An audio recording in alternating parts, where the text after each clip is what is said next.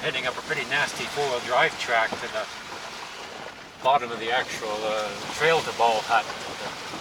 I'm having second thoughts about having the car, but we're driving on a track parallel to the Tasman Glacier.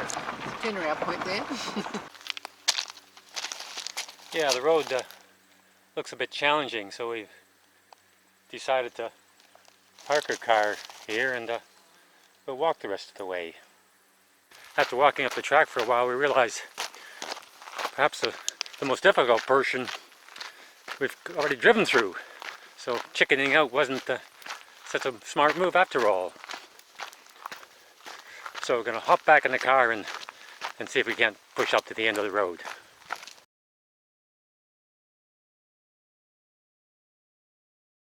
After a reasonably rough drive, about 4 or 5 k's, we finally decided to park the car.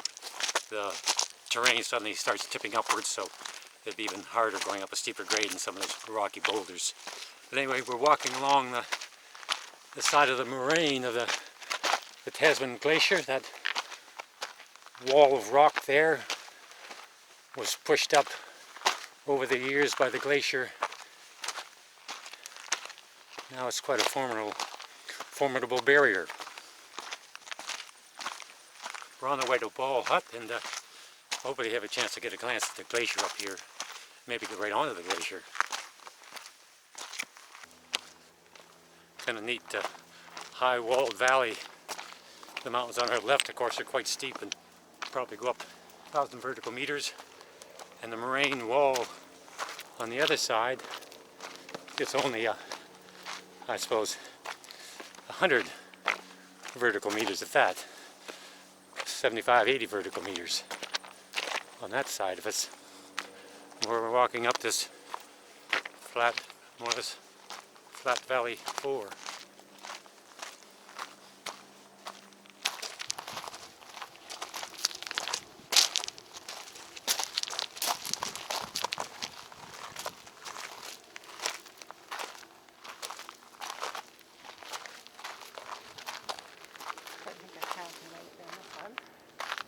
Pretty boy, eh? Well, that's the Tasman Lake, the end of the glacier. Ice breaking off, floating downstream to the Tasman River. And the rest of the glacier is buried in gravel. Just so much debris on top of the ice. I guess it acts as an insulator. It slows down the melting. And you just see the beginnings of the snow glacier up above. I skied in this glacier in about 1976, I think it may be. And the glacier in those days was touted to be 20 miles long. And I think we managed to ski about 9 miles.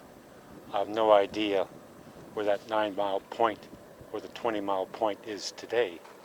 But we know the glacier has receded enormously over the last 10 years.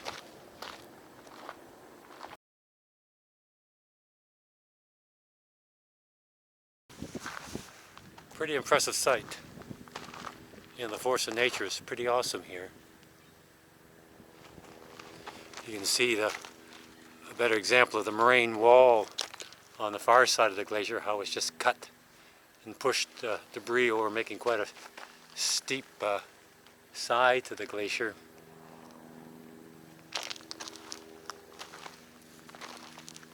I guess what's done, the glacier's just sheared off the side of that mountain. Yeah, all along there, the ridge of mountains has just been sheared by the moving ice.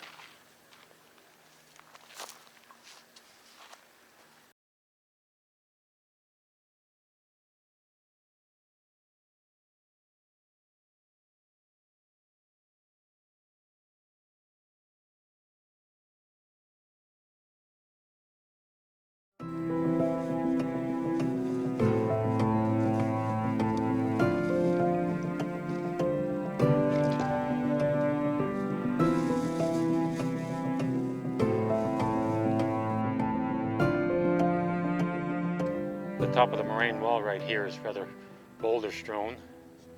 but there's a distinct path.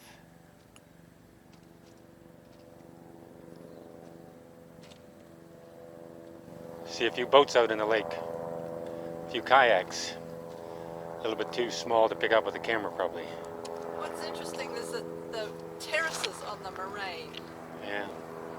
Obviously different times of melt and less melt. You've got these terraces. Such a quite distinct benches on the moraine wall here. Helicopters are quite intrusive to an environment like this, but they're here, I guess, to stay. Hard to do too much complaining. More of this peculiar plant, and there's a smaller one without any seed pods.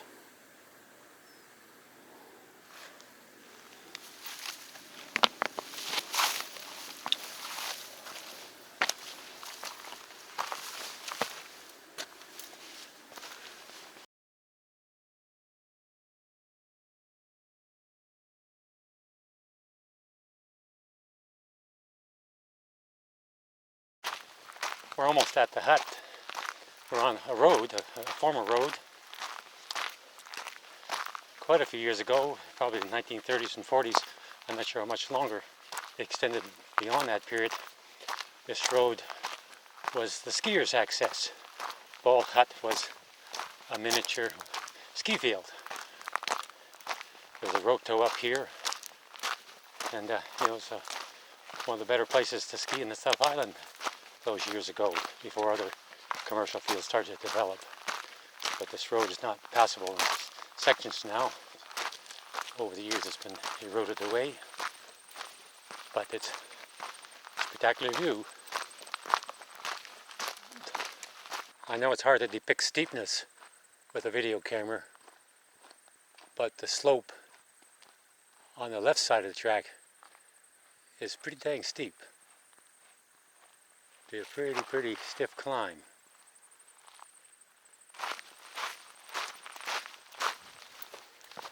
Well, there's the ball hut. Not very imposing, but the original ball hut was quite substantial in size. It was the base of skiing operations on the Tasman Glacier many years ago. But its replacement looks about like a two bunker. Well, that's the hut they named after me. Cool little building. Comfortable 3-bunk. Certainly in the certain weather conditions, it would certainly be a lifesaver.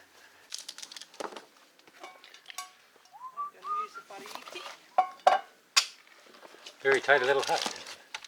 Yeah, I'm not sure the age of this one, but it does look quite new, doesn't it?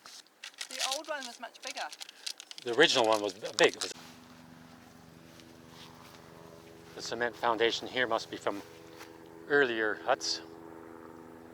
I'm not sure where the original one was, but it's up here somewhere. It was quite a substantial size hut. And there's a rope tow.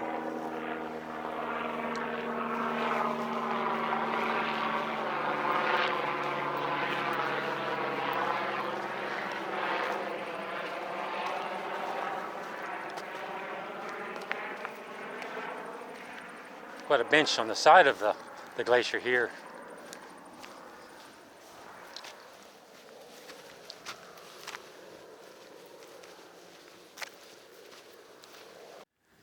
The old gravel pit, the old glacier.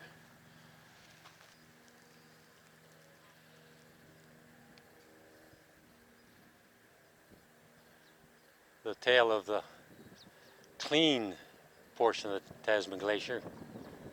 And I'm not sure how much snow, how long a slope that is.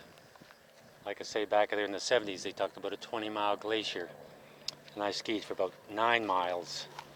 Then to catch the plane and fly back up again. But I'm not sure what the length is today. You can see all the other glaciers up there as well.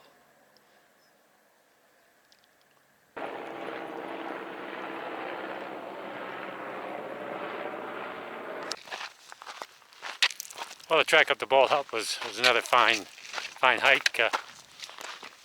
The views all along the way of the mountains at the head of the Tasman Glacier were pretty fantastic. 8.5 Ks approximately walking today.